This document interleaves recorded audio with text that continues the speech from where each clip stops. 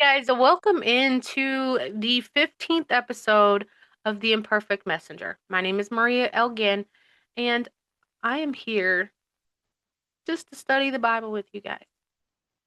Today, we're taking a look at Matthew chapter 7. Matthew 7 is the moment Jesus stops teaching like a rabbi and starts speaking like a judge, not in condemnation, but in clarity. He's not building hype, he is building a foundation. This chapter is the final exam of the Sermon on the Mount. And this is the test. The test is simple. Are you living the kingdom, or are you only talking about it? So 1 through 2 of Matthew chapter 7 says, "Judge not, that ye be not judged. For with what judgment ye judge, ye shall be judged. And with what measure ye mete, it shall be measured to you again." So Jesus is not saying don't ever correct anybody. He is saying don't correct with hypocrisy. If you are harsh, you will be judged harshly. If you are quick to condemn, you will be condemned. Verse 3 through 5 says, "And why beholdest thou the mote that is in thy brother's eye, but considerest not the beam that is in thine own eye? Or how wilt thou say to thy brother, Let me pull out the mote out of thine eye, and behold, a beam is in thine own eye? Thou hypocrite, first cast out the beam of thy own eye, and then shalt thou see clearly to cast out the mote out of thy brother's eye." So this is the most uncomfortable part of the chapter. It says you can't help others if you are still infected yourself. You cannot be the cure if you are still sick. You cannot help people if you cannot help yourself. You cannot help others if you cannot help yourself. 7 through 8.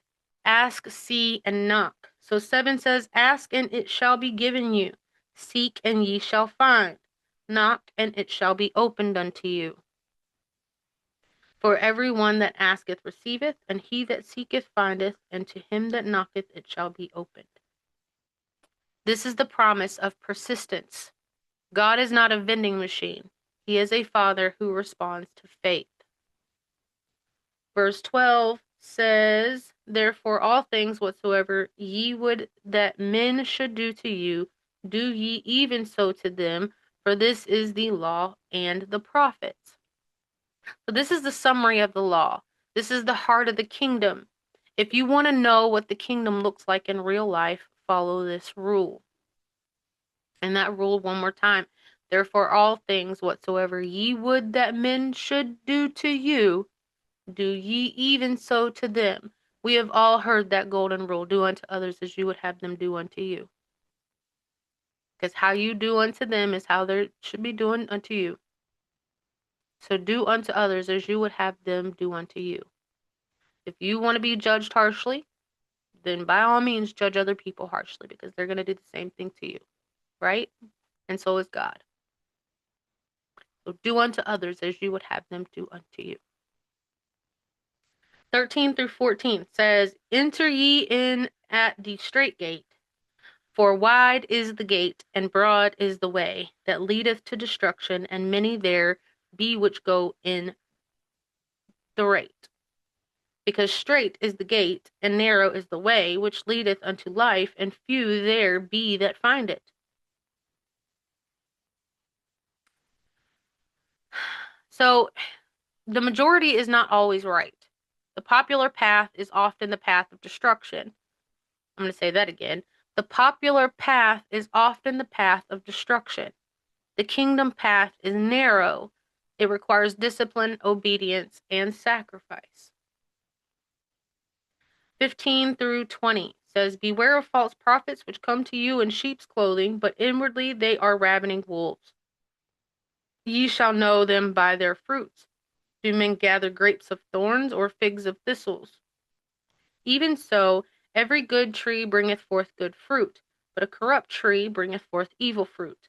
A good tree cannot bring forth evil fruit, neither can a corrupt tree bring forth good fruit. Every tree that bringeth not forth good fruit is hewn down, and cast into the fire. Wherefore by their fruits ye shall know them." This is not about theology alone. It's about character. If a person's life doesn't match their message, they are a false prophet.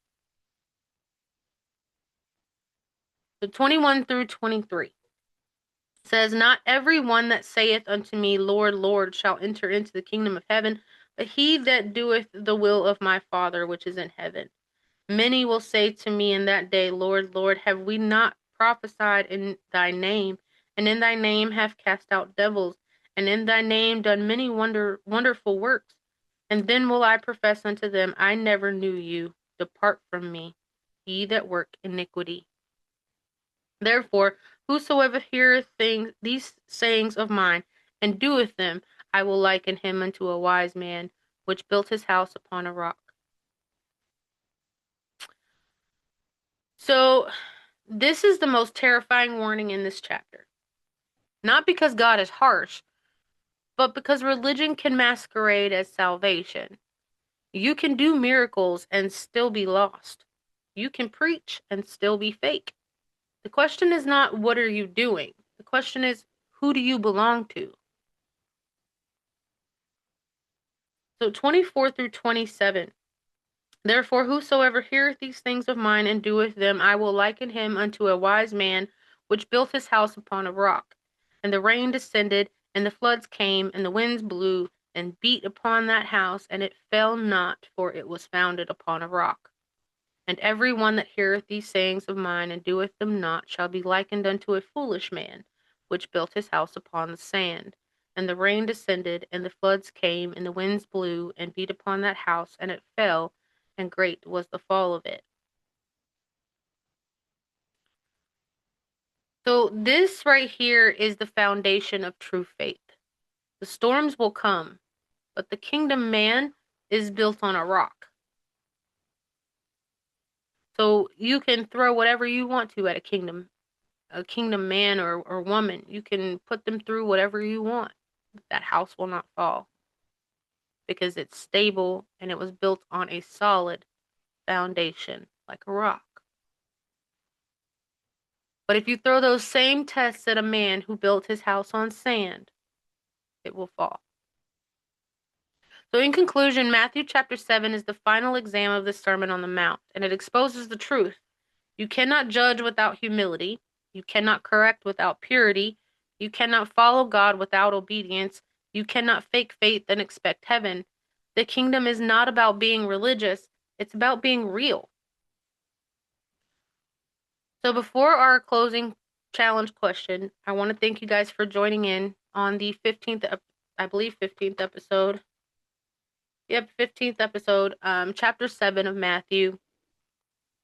I pray that you guys go forth and be safe, but as you do, I want you to ask yourself, am I building my life on the rock or on sand? Because the storm is coming and your foundation will show. Don't let it crack.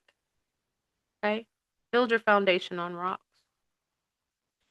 Go forth, be safe, and I will see you guys on the next episode.